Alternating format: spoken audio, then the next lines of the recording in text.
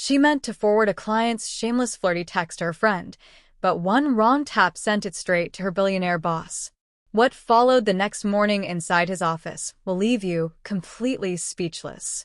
Stay tuned because you are about to watch a beautiful story and find out what happened next. Hello, family. Welcome to Tales Haven. Kindly subscribe to my YouTube channel for more beautiful stories.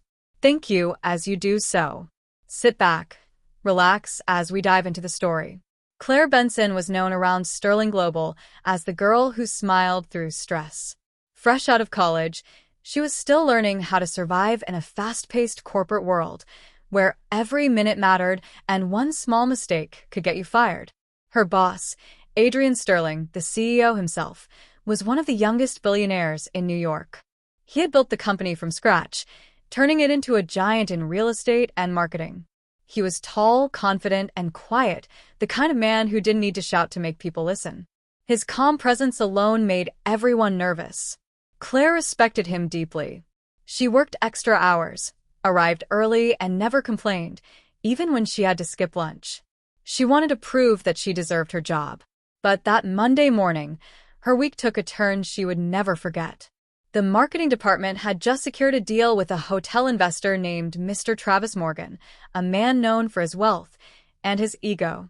Claire had been the one assisting him, sending proposals and managing his schedule. At first, she thought his friendliness was professional. He always praised her quick responses and dedication. But soon, his compliments started to sound different. "You have such a beautiful voice, Claire. I keep replaying your calls in my head. If you weren't working for Sterling Global, I'd have asked you out already." She ignored it. She didn't want trouble. But that day, he crossed the line.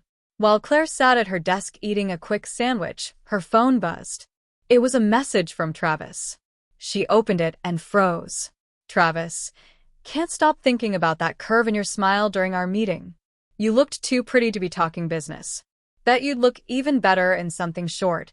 Maybe a dinner, my place. No files this time." Claire's stomach turned. Her fingers trembled in disbelief. Was this man serious? Her colleague, Nina, noticed her pale face. "Claire, you okay?" Claire showed her the message, whispering, "He's our client. Look at this nonsense. I can't even tell if he's joking or serious." Nina frowned. "That's disgusting. You should report him." Claire bit her lip. "I don't even know how to start. I don't want it to look like I encouraged him." She decided to forward the message to her best friend, Lydia, who always had sharp advice. She quickly typed a short caption above the screenshot. "Can you believe this man? Look how far he went today." Without thinking, she hit send. But a second later, her heart froze. The name at the top of the chat wasn't Lydia. It was Mr. Adrian Sterling, her boss, the billionaire, the man who barely said more than 5 words unless it was about work. Her body went cold. Her mind screamed. She dropped her phone like it burned her hand. "No, no, no, this can't be happening," she whispered, covering her mouth. She picked it back up, staring at the screen, hoping there was a way to unsend it, but it was too late. 2 blue ticks appeared. Message read. She leaned back in her chair, staring at the ceiling in horror. "Oh God. I just sent a flirty client's text to my billionaire boss." The rest of the day dragged painfully slow. Every sound of a notification made her flinch. Every time Adrian's office door opened, she held her breath. He didn't call her. He didn't text. He didn't even walk by her desk. That silence was worse than shouting. By evening, Claire sat alone in the office, too scared to go home. Her thoughts raced. He probably thinks I'm gossiping about clients, or worse, flirting back. Finally, her phone buzzed one new message. Her hands shook as she opened it. "Adrian Sterling. Miss Benson, see me in my office tomorrow morning at 9 a.m. sharp." Her heart stopped. She knew this wasn't going to be a normal meeting. And deep down, she had no idea that the mistake she made would change her life forever. The next morning felt heavier than usual. Claire woke up before her alarm. She barely slept. Her heart had been racing all night, imagining every possible way her boss might react. Would he think she was unprofessional? Would he fire her? Or worse, would he assume she was part of the flirtation? By 7 a.m., she was already dressed in a neat cream blouse and black skirt. Her hands trembled as she buttoned her sleeves. She even skipped breakfast. Her stomach was too tight with fear. When she reached Sterling Global, the office was still quiet. The sun poured through the tall glass windows, but even the light couldn't calm her nerves. She walked slowly toward Adrian Sterling's office, the door she used to pass by confidently every morning. Today, it looked like the gate to judgment. At exactly 9 a.m., she knocked. "Come in," came his voice, deep, calm, and unreadable. Claire pushed the door open. Adrian stood near his desk, holding a cup of coffee, his eyes focused on her the way a teacher might look at a student caught cheating. "Good morning, sir," she said softly. "Good morning, Miss Benson," he replied, placing the cup down. "Sit." She obeyed quickly, clasping her hands on her lap. The silence between them felt louder than the ticking clock. Adrian finally spoke. "You sent me a message yesterday," he said slowly. "Care to explain?" Her throat tightened. "Yes, sir. It was a mistake. I meant to forward it to my friend, not you." He raised a brow slightly. "And this message was from a client?" "Yes, sir. From Mr. Travis Morgan." Her voice trembled slightly. "He's been sending me messages like that for days. I ignored them, but this one was too much. I wanted to show my friend how inappropriate he was being." Adrian leaned back in his chair, studying her face. "You didn't think to report it to HR?" "I didn't want to create a scandal," Claire admitted. "He's an important client, and I didn't want the company to lose him because of me." For a moment, Adrian said nothing. His eyes softened just a little, though his tone remained calm. "So, instead of reporting harassment, you kept quiet?" Claire nodded weakly. "I thought I could handle it." Adrian stood up and walked to the large window behind his desk. He looked out at the city skyline, tall buildings, sunlight, and movement everywhere, yet his mind was far from it. Finally, he turned around. "Miss Benson," he said firmly, "no employee should feel uncomfortable because of a client. We don't tolerate that here." She blinked in surprise. "Sir?" He walked closer, his expression steady. "You did nothing wrong. But I'll make sure he doesn't get another chance to cross the line." She opened her mouth, but no words came out.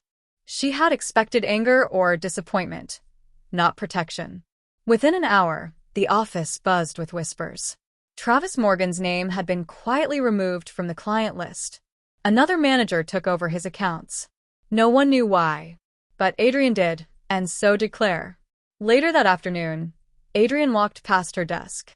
He didn't stop, but his voice was low and calm as he said, "You handled yourself with restraint. That's rare." She looked up at him, stunned. "Thank you, sir." He gave her a faint nod before disappearing into his office. For the first time since she joined the company, Claire saw something in his eyes. Not the cold professionalism everyone feared, but something deeper. A trace of concern. The next few days passed quietly, but something had changed. Adrian began noticing her more. He asked for her opinion during meetings. He praised her work in front of senior staff. And every now and then, she'd catch him watching her. Not with suspicion, but curiosity. One evening, while she was staying late to finish a report, Adrian stepped out of his office. "You're still here?" he asked. "Yes, sir. Just wrapping up a few things." He looked at the glowing screen of her computer, then at her tired eyes. "You should go home, Miss Benson. Work will still be here tomorrow." She smiled faintly. "Yes, sir." As she gathered her things, he added quietly, "And for what it's worth, you handled that situation with grace. Most people would have caused a scene." Claire looked at him, surprised again. "I didn't want to make trouble." He smiled slightly, a rare, warm smile that made her heartbeat skip. Sometimes, speaking up isn't trouble. It's courage. That night, as Claire left the office, she felt something strange, relief mixed with admiration. She had expected her boss to see her as a problem. Instead, he saw her as someone worth defending. And that small act of kindness would be the beginning of something neither of them planned, but neither could stop. The change began quietly. Over the next week, Adrian asked Claire to join 2 strategy meetings. He listened when she spoke. He asked follow-up questions. He even quoted her idea about story-first marketing during a board call. On Friday evening, as most staff packed up, Claire was fixing a slide in a sales deck. Adrian stepped out of his office with his jacket over his arm. "Miss Benson," he said, then paused gentler. "Claire." She looked up. "Yes, sir?" "There's a new bistro on Maple Street. Good food. Calm place." He cleared his throat, choosing each word with care. "Would you join me for dinner?" "Strictly professional. I'd like to hear more about your ideas." Claire hesitated for a second, checking his eyes. They were steady, respectful. No pressure. No hidden tone. She smiled. "I'd like that." The bistro glowed with warm lights and soft music. Through the window, the city moved like a slow river. Inside, the tables were small, the flowers fresh, and the air smelled like butter and basil. They sat by the window. A server poured water and left menus. "Order anything," Adrian said. Claire laughed softly. "You say that like it's a business instruction." He smiled a little. "Old habit." They ordered roast chicken with herbs, pasta with cream sauce, and a simple salad. When the server left, silence sat with them for a moment, gentle and not awkward. Adrian spoke first. "You surprise people." "How?" "You look quiet," he said, "but your thoughts are loud." "Clear." "Focused." She tucked a strand of hair behind her ear. "I don't like noise. It makes the truth hard to hear." He nodded. "Did you always want to work in marketing?" "No," she said. "I wanted to be a writer. But my mother got sick 2 years ago. Hospital bills pushed me to find steady work. Marketing felt like writing with a plan." "I'm sorry about your mother," he said, and it didn't sound like a line. It sounded like care. "She's better now," Claire added. "Small steps. Good days and bad days." "That's brave," he said. Claire tilted her head. "What about you? Did you always want to be this? A CEO?" He looked out at the street, then back at her. "I wanted to build something I could trust. When I was 20, I lost money to people I trusted too quickly. I promised myself I would never be careless with people again." He paused. "Sometimes I forget that being careful can look cold." "It can," she said softly. "But cold isn't the same as cruel." Their food arrived.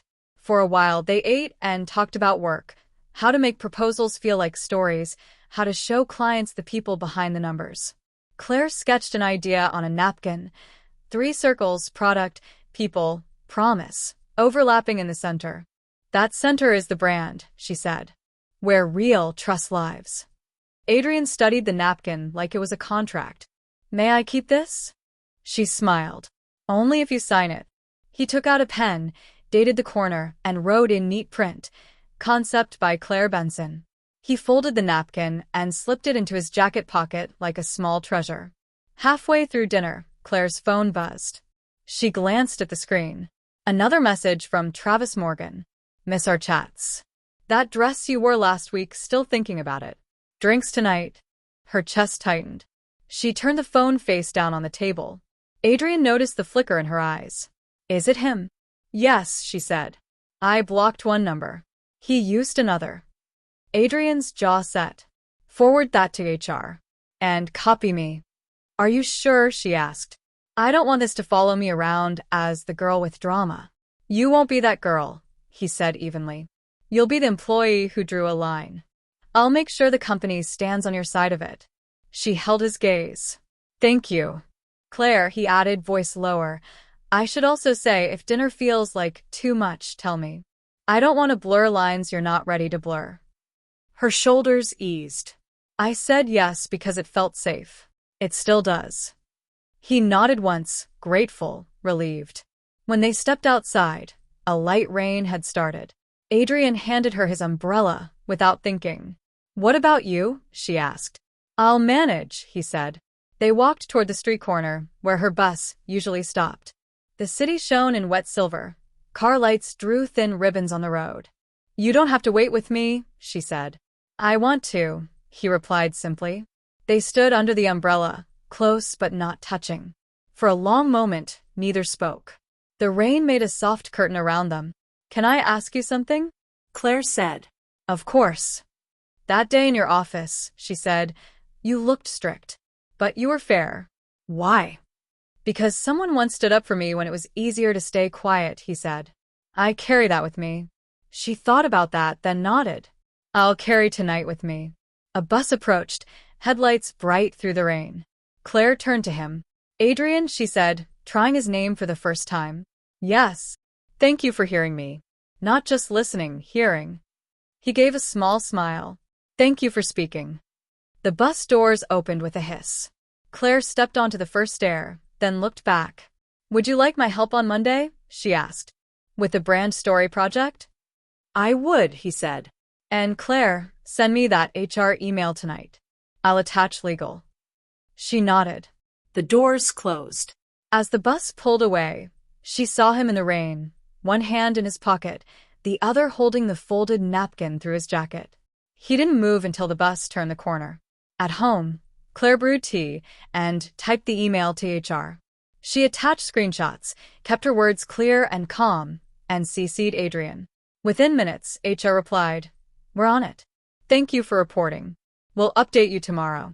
Another email arrived. This one from Adrian. Thank you for trusting the process. You did the right thing. P.S. Your product, people, promise model is going on Monday's agenda. I'd like you to present it with me. Claire read the lines twice.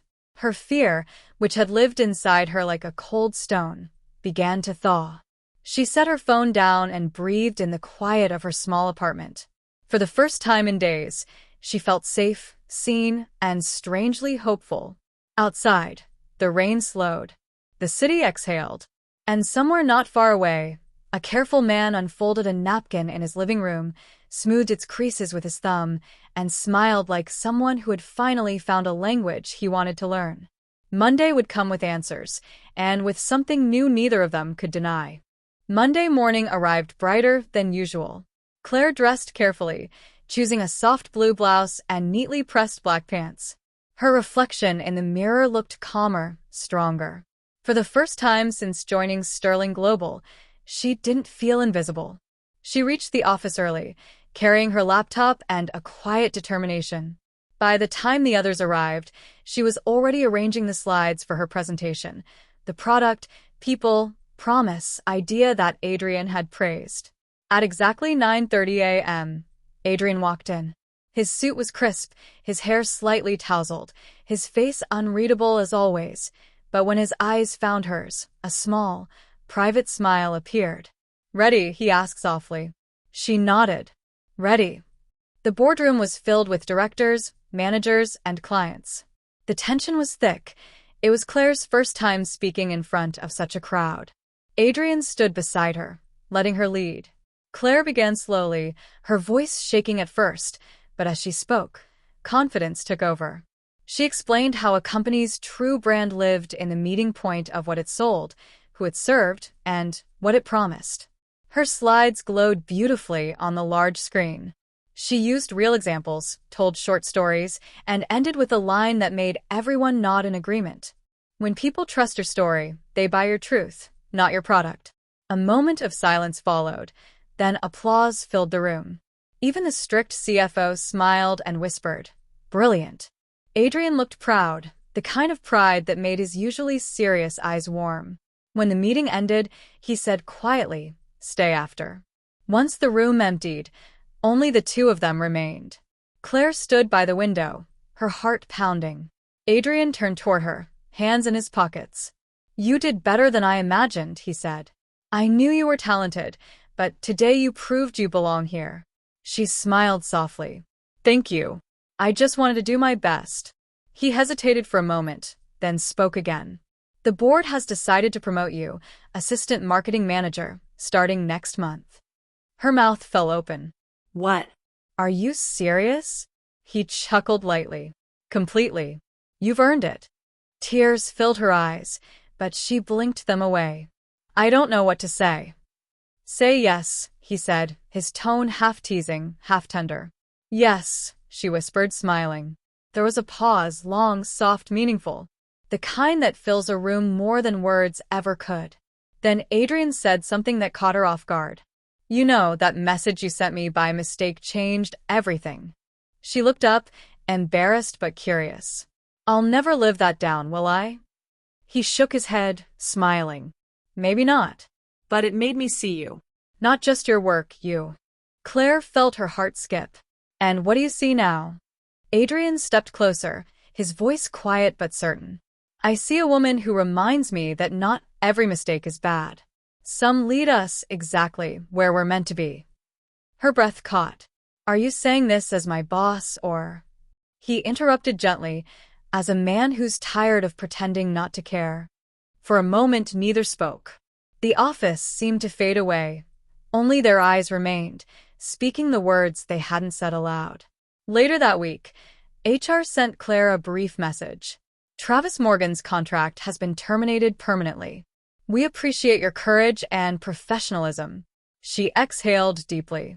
That chapter was finally closed. A few days later, Adrian invited her for dinner again, not under work hours, not under the pretense of business. This time it was simple, real. They met at the same bistro where it all began. The waiter recognized them and smiled knowingly. Over dessert, Adrian reached across the table, his tone light but his eyes soft. Do you remember how nervous you were that first night? Claire laughed. I thought you were going to fire me. He grinned. Instead, I fell for you. Her eyes widened slightly. You what? He leaned closer. You heard me. I tried to ignore it. I told myself it was just admiration. But every time you smiled or spoke your mind, it got harder to deny. She blushed, unable to hide her smile. And what if I told you I feel the same? Then, he said, smiling, I'd say that message really was the best mistake of my life. Months later, their relationship quietly bloomed. They kept it professional at work and beautiful outside it. Claire's ideas helped the company grow faster than ever. Adrian, once known for being distant, now laughed more, smiled more, and treated his team with warmth. Everyone noticed the change, but no one dared to ask. One evening, after work, Adrian walked her to her car just as he had the night. She took the bus in the rain. The sun was setting, painting the city gold. He held her hand and said softly, Remember when you said you'd carry that night with you? She nodded. I still do. He smiled. Then carry this one too. He leaned forward and kissed her, gentle, slow, full of everything words could never express. In that moment, the woman who once feared losing her job stood tall beside the man who once hid behind his walls. Two souls who met through a mistake, now perfectly right for each other. Sometimes the wrong message can lead to the right person. And sometimes, life's biggest blessings come wrapped in small, embarrassing accidents. That brings us to the end of this video. I hope you find this story worth watching. If you do, kindly subscribe to my YouTube channel for more beautiful stories. Like, comment, and share this video to your friends and loved ones. Your support and engagement encourage me to post more videos. Thanks for watching.